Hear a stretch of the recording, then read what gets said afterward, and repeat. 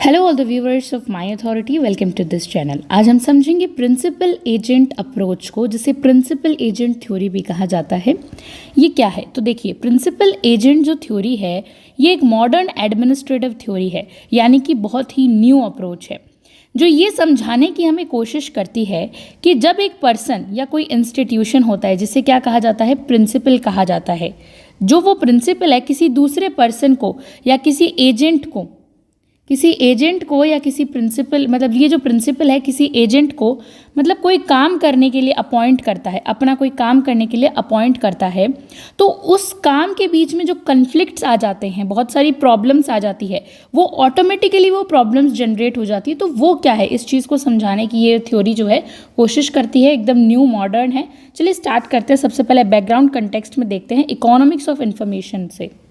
इसमें कहा गया है कि पहले जो ट्रेडिशनल इकोनॉमिक्स होती थी वो बस ये देखती थी लोग, कंपनीज या कंट्रीज़ आपस में किस तरह से चीज़ें एक्सचेंज, यानी कि वो आपस में किस तरह से चीज़ों का लेन देन कर रहे हैं, आपस में एक्सचेंज कैसे कर रहे हैं, वो सिर्फ ये देखती थी। पहले की जो इकोनॉमिक्स होती थी, जो हम ट्रेडिशनल इकोनॉमिक्स की अगर बात करें, जिसमें ट्रेडिशंस यानी पुरानी, ओल्ड, पहले के ज़माने में क्या था, चीज़ें एक दूसरे से लेना देना, एक्सचेंज ऑफ गुड्स सर्विसेज, ये सब था।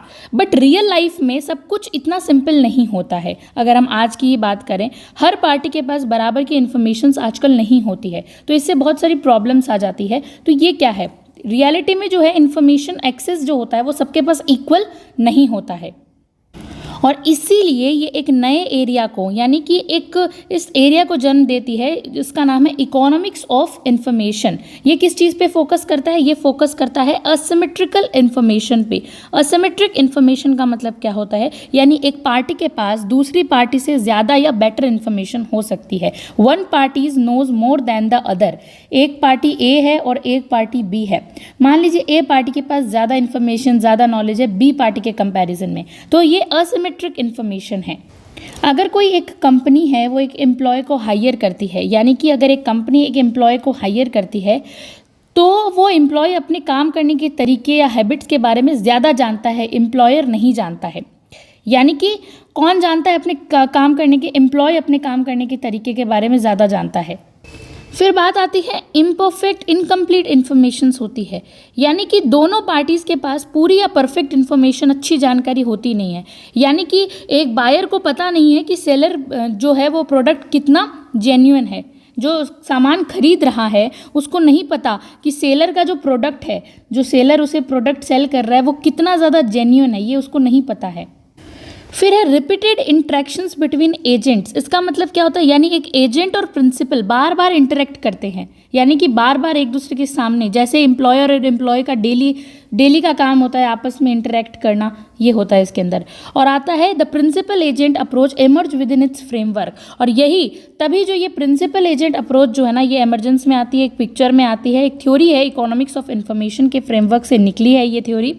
इसमें देखा गया है कि जब एक पार्टी यानी हम कह सकते हैं जब एक प्रिंसिपल किसी दूसरी पार्टी या एजेंट को कुछ काम करने के लिए अपॉइंट करती है, तो वो इन्फॉर्मेशन गैप और जो इंटरेस्ट का जो कन्फ्लिक्ट है वो कैसे होता है, ये इस थ्योरी के अंदर हम समझते हैं। अब हम मीनिंग देखते हैं प्रिंसिपल एजेंट रिलेशनशिप की, मतलब क्या होता है। It studies the relationship between, किन किन की चीज़ों के बीच में स्टडी करती है रिलेशन। एक होता है प्रिंसिपल, दूसरा होता है एजेंट। इनके रिलेशंस के बारे में स्टडी करना। The one who assigns a task और हायर समवन। ये प्रिंसिपल कौन होते हैं, जो क्या करते हैं, असाइन करते हैं टास्क और हायर करते हैं किसी दूसरे लोगों को। एजेंट क्या होते हैं, one who perform the task on behalf of the principles. ये प्रिंसिपल के अकॉर्डिंग, जो इन्होंने प्रिंसिपल ने इनको कोई टास्क दिया है, कोई काम दिया है, तो ये एजेंट उनकी मतलब बात मानते हैं, परफॉर्म करते हैं वैसे ही टास्क को।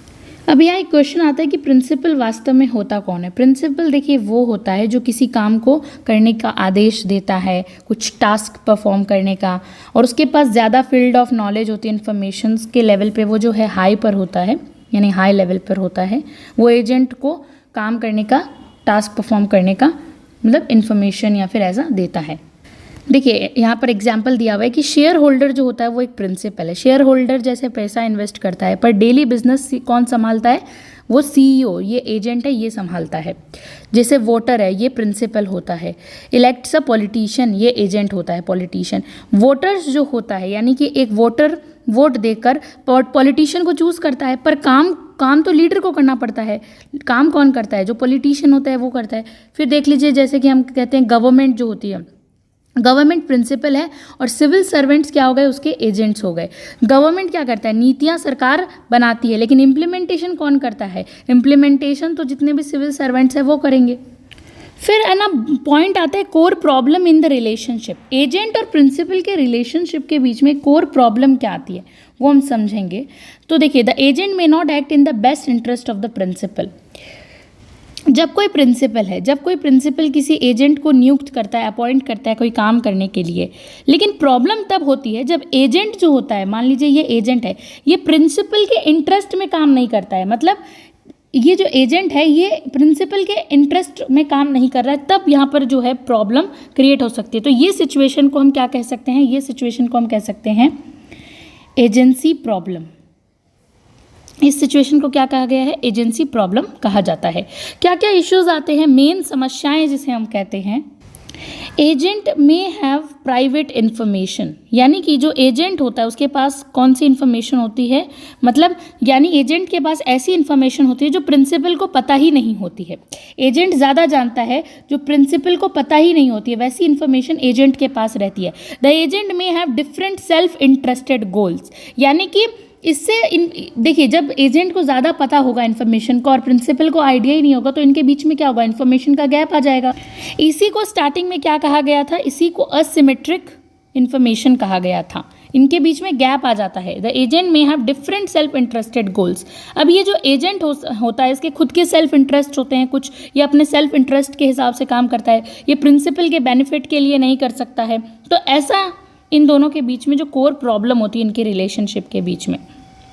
और जब ये एजेंसी प्रॉब्लम क्रिएट हो जाती है तो अब क्या करना पड़ता है? ये जो प्रिंसिपल है और ये एजेंट है, ठीक है, तो देखिए प्रिंसिपल को मॉनिटरिंग करनी पड़ती है, निगरानी रखनी पड़ती है, रिपोर्टिंग सिस्टम बनाना पड़ता है, इंसेंटिव्स और पेनल्टीज सेट करने पड़ते हैं, तब जाके वो एजेंट को कंट्रोल कर सकता है। तो ये सब जो है मेन प्रॉब्लम के कारण ये सब जो क्रिएट होती है ये सब। फिर इनके बीच पावर का इम्बैलेंस भी देखने को मिलता है, और कौन सी पावर का? लीगल पावर का, विच इज़ गिवन बाय, मतलब लॉ से रिलेटेड जो पावर होती है उसमें भी इनके अंदर इम्बैलेंसेस, असंतुलन रहता है। प्रिंसिपल और एजेंट जो है वो बराबर नहीं होते, ना लीगल टर्म्स में बराबर होते हैं, ना ही पावर के तौर पर बराबर होते हैं। उनके रोल्स और अथॉरिटी हमेशा अलग अलग होते हैं। देखिए प्रिंसिपल का क्या रोल है? प्रिंसिपल का रोल तो यही है, उसके पास लीगल अथॉरिटी होती है, यानी काम देने का ऑफिशियल कानूनी राइट है उसके पास। प्रिंसिपल के पास इक्वल राइट्स होते हैं, कानूनी लीगल अथॉरिटी को होल्ड करता है प्रिंसिपल। जो प्रिंसिपल है वो हमेशा लीगल अथॉरिटी को होल्ड करता है, यानी कि क्या काम करवाना है, कौन करेगा, किस तरीके से कंट्रोल रिपोर्ट किया जाएगा, ये सब प्रिंसिपल तय करता है।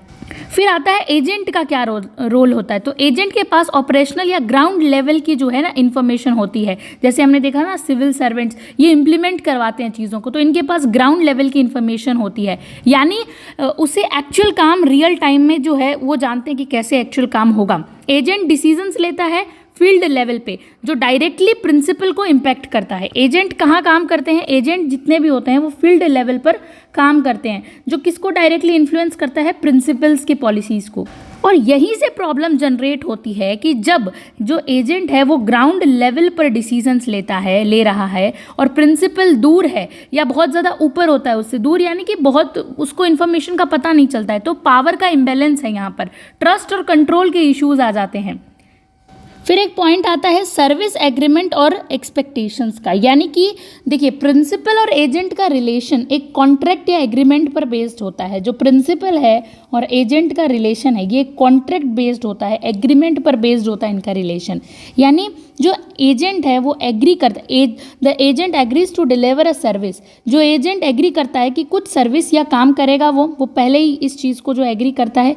प्रिंसिपल उससे क्या एक्सपेक्ट करेगा? वो करता है कि उसे डिजायर्ड रिजल्ट मिले। प्रिंसिपल तो आउटपुट और रिटर्न की बात सोचेगा ना, कि मैंने भाई एजेंट को ये काम दिया है तो मुझे अच्छा से अच्छा आउटपुट और रिजल्ट मिलना चाहिए। तो प्रिंसिपल की एक्सपेक्टेशंस रहती है और जो एजेंट है वो अपना सर्विस काम करने के लिए वो एग्री करता है। तो trust and monitoring are essential, यानी कि ट्रस्ट और मॉनिटरिंग दोनों ज़रूरी होते हैं ताकि एजेंट अपना काम ठीक से कर सके, इसलिए ट्रस्ट भी ज़रूरी है और मॉनिटरिंग भी ज़रूरी है। फिर हम बात करते हैं आइडियल रिलेशनशिप कैसा होना चाहिए प्रिंसिपल और एजेंट के बीच में। आइडियल मतलब होता है परफेक्ट, बिना किसी गैप के, कन्फ्लिक्ट के एक अच्छा रिलेशनशिप कैसे हो सकता है। तो देखिए, परफेक्ट प्रिंसिपल एजेंट रिलेशन तब होता है जब दोनों के बीच इंफॉर्मेशन का फ्री फ्लो होना चाहिए। फ्री फ्लो ऑफ इन्फॉर्मेशन होगी ना तो दोनों के बीच में अच्छा रिलेशन क्रिएट हो सकता है, कोई सीक्रेट ना रखे एक दूसरे से। प्रिंसिपल प्रॉपर मॉनिटरिंग करे एजेंट के काम की। प्रिंसिपल का तो अधिकार है ना, एजेंट जो काम कर रहा है उसकी प्रॉपर मॉनिटरिंग, निगरानी रखे। क्लियर इंसेंटिव्स, रिवार्ड और पेनल्टीज यानी जो पनिशमेंट्स होती है वो सब एक दूसरे को पता होना चाहिए, उनको क्लियर होना चाहिए ये सब चीज़ें। अगर एक एजेंट एम्प्लॉय जो भी अगर अच्छा काम करता है तो जो प्रिंसिपल है उसको अगर उसे रिवॉर्ड करना चाहिए, अगर वो बुरा काम करता है उसे पनिशमेंट देनी चाहिए। तो ये सब हो सकता है बीइंग सुपरवाइज्ड और रिसीविंग बोनस फॉर परफॉर्मेंस। अगर उसने अच्छा काम किया तो उसे बोनस दो, कुछ अच्छा रिवॉर्ड दो। ये problem due to imperfect information. अब प्रॉब्लम क्या क्या आ सकती है जब इन्फॉर्मेशन जो है वो इम्परफेक्ट है, अच्छी नहीं है। कॉमन इशू प्रॉब्लम क्या होते हैं जब प्रिंसिपल के पास पूरी इन्फॉर्मेशन नहीं होती है। सबसे पहले मोरल हैज़र्ड्स। मोरल हैज़र्ड्स का मतलब है यानी कि एजेंट जानबूझकर है ना रिस्क लेता है क्योंकि उसे पता होता है कि नुकसान किसका होगा, प्रिंसिपल का होगा। तो agent takes undue risk knowing the principal bears the cost, कि जितनी भी प्रिंसिपल को ही सारा बियर करना पड़ेगा, चुकाना पड़ेगा नुकसान वगैरह जो भी होता है। एडवर्स सिलेक्शन का मतलब क्या होता है? एडवर्स सिलेक्शन का मतलब गलत एजेंट चूज़ हो जाता है भूल से, क्योंकि प्रिंसिपल को उसकी रियल एबिलिटी या इंटेंशन का पता नहीं होता है। तो wrong agent is chosen due to the lack of full of information, क्योंकि फालतू में बढ़िया नहीं होता है एजेंट, वो चूज़ हो जाता है, फिर वो क्या करेगा, जानबूझ के रिस्क लेता है, प्रिंसिपल को भुगतान करना पड़ेगा। तो ये सब चीज़ें प्रॉब्लम आ जाती है अगर इम्परफेक्ट इन्फॉर्मेशन रहती है तो इससे। फिर आता है मॉनिटरिंग चैलेंज, यानी कि प्रिंसिपल हर काम ट्रैक नहीं कर सकता, इसीलिए एजेंट बिना अकाउंटेबिलिटी के काम कर सकता है। प्रिंसिपल अब हर बार जाके थोड़ी चेक करेगा, हर काम को थोड़ी एजेंट के हर काम को थोड़ी ट्रैक कर सकता है। इससे क्या होता है, एजेंट फ़ायदा उठाता है और इससे जो है अकाउंटेबल नहीं होता है एजेंट अपने काम को लेके, इससे बहुत सारी प्रॉब्लम क्रिएट हो जाती है। फिर एक पॉइंट आता है रोल ऑफ कॉन्ट्रैक्ट्स। अब कॉन्ट्रैक्ट्स क्या रोल होता है? तो कॉन्ट्रैक्ट एक इंपॉर्टेंट टूल होता है, बहुत ज़्यादा ज़रूरी होता है, प्रिंसिपल एजेंट के बीच के प्रॉब्लम्स को ये कम करता है।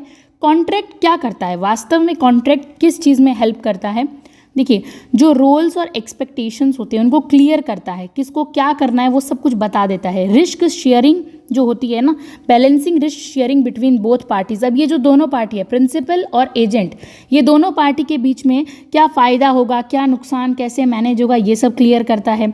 इंसेंटिव्स और पेनल्टीज़ को सेट करता है, अच्छे काम पे रिवॉर्ड दिया जाना चाहिए और बुरे काम पर पनिशमेंट, सज़ा मिलनी चाहिए। तो ये सब चीज़ों को सेट करता है। एग्जाम्पल क्या होगा, base salaries sales commissions for a sale person, यानी कि देखिए जितना ज़्यादा कोई सामान उसको बेचेगा, सेल करेगा तो उतना ज़्यादा कमाएगा। एक तरह से क्या हो गया, रिवॉर्ड मिल गया उसको, तो इससे मोटिवेटेड रहेगा और प्रिंसिपल का भी फ़ायदा होता रहेगा। एजेंट क्या रहेगा, मोटिवेटेड रहेगा, उसको मोटिवेशन है ना यहाँ पे। एजेंट जितना ज़्यादा कोई सामान बेचेगा उसको फ़ायदा उतना मिले, मान लीजिए रिवॉर्ड उसके अनुसार मिले, तो वो और अच्छे से काम करेगा। हम बॉर्डर एप्लीकेशंस की बात करते हैं, यूज्ड इन मेनी फील्ड्स। ये जो थ्योरी है ना, सिर्फ हम नहीं कह सकते बिजनेस में यूज़ आती है, काफ़ी तरीके के फील्ड्स में यूज़ आती है। पब्लिक एडमिनिस्ट्रेशन बहुत इंपॉर्टेंट, सिटीज़न और ब्यूरोक्रेट्स के बीच में, लोग चाहते हैं कि ऑफिसर उनके हित में काम करे। फिर कॉर्पोरेट गवर्नेंस की बात करें अगर हम, तो ऑनर्स और मैनेजर्स के बीच में ये थ्योरी है। हम तो इसे पब्लिक एडमिनिस्ट्रेशन में पढ़ेंगे, बट और भी सेक्टर्स में ये बहुत सारी यूज़ आती है। कॉर्पोरेट गवर्नेंस, ऑनर्स और मैनेजर के बीच में ये थ्योरी काम में आती है कि कैसे इन्वेस्टर चाहते हैं कि उनका पैसा सही तरीके से यूज़ हो। पॉलिटिक्स में कैसे आती है, जैसे पब्लिक वोट करता है, मतलब अपने नेता को चुनता है, तो काम करने के लिए तो चुनता है नेता को। लीगल सिस्टम में कैसे आती है, क्लाइंट का जो पैसा, मान लीजिए क्लाइंट जो होता है वो क्या हो गया, प्रिंसिपल हो गया, लॉयर क्या हो गया, एजेंट हो गया। तो क्लाइंट क्या कहेगा, जो क्लाइंट का केस लॉयर लड़ता है तो उस पर भरोसा करके तो वो उसको केस देता है। तो ये है।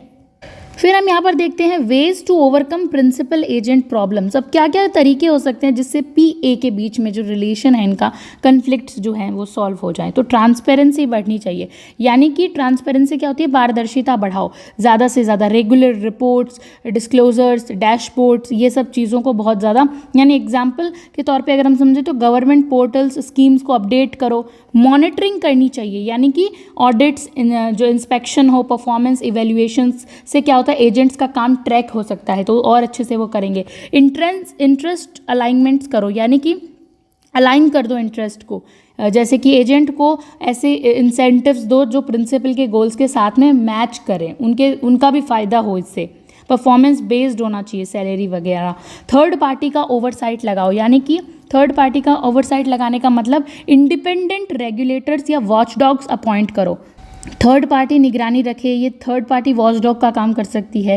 कैग, लोकपाल हमारे यहाँ पे है ना एग्जाम्पल, जैसे सेबी जैसे इंस्टीट्यूशंस जो ऊपर से करप्शंस वगैरह पे देखते हैं, निगरानी रखते हैं, ऑडिट वगैरह चेक करते हैं, तो वो सब। आइए इस एग्जाम्पल से समझते हैं थोड़ा सा, एक एनालॉजी के लेकर क्या है ये। एक ड्राइवर है, एक प्रिंसिपल है, ठीक है। जैसे कि जो ये ड्राइवर है ना, कार ओनर, देखिए ड्राइवर क्या है, कार का ओनर है। कार ओनर जो है, ये जो है प्रिंसिपल, ये कार ओनर है, कार का जो मालिक है ये क्या है, प्रिंसिपल है। और ये जो ड्राइवर है वो क्या हो गया, एजेंट हो गया। ये ड्राइवर हो गया एजेंट, और ये जो प्रिंसिपल क्या हो गया, कार का मालिक, असली मालिक जो है वो हो गया। अब हम देखते हैं ये कार ओनर जो होता है, ठीक है, ये कार ओनर है जो वास्तव में कार का मालिक है। इसने ड्राइवर को अपनी कार, किसी मतलब कोई भी ड्राइवर को अपनी कार ये देता है काम के लिए, किसी भी काम के लिए। तो ऑनर क्या ये इच्छा क्या रखेगा, ऑनर क्या एक्सेप्ट करेगा, यही एक्सपेक्ट करेगा ना कि ड्राइवर सिर्फ उसका काम करे, यानी कि जो ये इसने जिसको कार दी है ये ड्राइवर को, इसको ये अपना काम करने की तो करेगा, जैसे ऑफिस उसको ड्रॉप कर दे, कोई फैमिली का काम कर दे। भाई कार किसकी है वास्तव में, पैसा किसने दिया, मालिक कौन है, प्रिंसिपल मालिक है, कार का असली ओनर इसका मालिक है, ड्राइवर थोड़ी है, ये तो सिर्फ सैलरी मिल रही है, ये तो काम कर रहा है, इसके अंडर में काम कर रहा है। प्रिंसिपल यही चाहेगा ना कि मेरा काम करे सिर्फ, लेकिन ये ड्राइवर है, ये क्या है, एजेंट है। अब एजेंट जो ड्राइवर कार चलाता है, ओनर के बिहाफ पर चलाता है कार, लेकिन कार चलाते वक्त उसके पास पूरा कंट्रोल होता है, इसके पास पूरा कंट्रोल है कार का, कहाँ जाएगा, क्या करेगा, सब कुछ पता। तो प्रॉब्लम अब इनके बीच में कैसे प्रॉब्लम आती है वो हमें समझना ज़रूरी है कि इनके बीच में, आप देखिए बढ़िया चल रहा है रिलेशन, प्रॉब्लम कहाँ आती है, प्रॉब्लम तब आती है जब ड्राइवर अगर पर्सनल काम करेगा अपना, इसकी कार लेके, इसका पेट्रोल वगैरह सब लेके अपना पर्सनल काम करेगा अगर ड्राइवर, यानी कि ट्रैफिक रूल तोड़ रहा है, कुछ भी कर रहा है, जीपीएस ट्रैकर को मतलब ये सब काम कर रहा है, तो इसका कौन भुगतान करेगा भाई। अगर ट्रैफिक रूल तोड़े तो चालान कटेगा, किसका पैसा लगेगा, प्रिंसिपल का पैसा लगेगा। तो लास्ट में किसको भुगतान करना पड़ेगा, प्रिंसिपल को करना पड़ेगा। अब यहाँ पर प्रॉब्लम होती है कि ड्राइवर भाई अपना वो समझ के ना करे, एक रिस्पॉन्सिबिलिटी समझकर, एजेंट है, रिस्पॉन्सिबिलिटी समझकर प्रिंसिपल का काम करे। तो इसके अंदर प्रॉब्लम है इन्फॉर्मेशन असिमेट्री। ड्राइवर को सब पता होता है कार के बारे में, ऑनर को कुछ भी पता नहीं है, ऑनर को नहीं पता है किसी भी। मोरल हैजर्ड, यहाँ पे ड्राइवर सोचता है अगर कुछ गलत हुआ तो हमें क्या, फाइन भरेगा ये प्रिंसिपल, मुझे क्या, ऐसा सोचता है ड्राइवर। फिर मॉनिटरिंग चैलेंज, यानी कि ऑनर हर वक्त ड्राइवर के पीछे पीछे नहीं रह सकता है, ये अब कितना रहेगा इसके पीछे पीछे, ये नहीं रह सकता है, तो डिफ़िकल्ट होता है ट्रैक करना हर बार। तो इसका सल्यूशन क्या हो सकता है, GPS tracker, daily travel log, performance based payment मिले, अच्छा काम करेगा उस ड्राइवर को, अच्छी सैलरी मिलेगी। तो यही सब चीज़ें हैं प्रिंसिपल एजेंट थ्योरी के अंदर जो हमें समझनी है।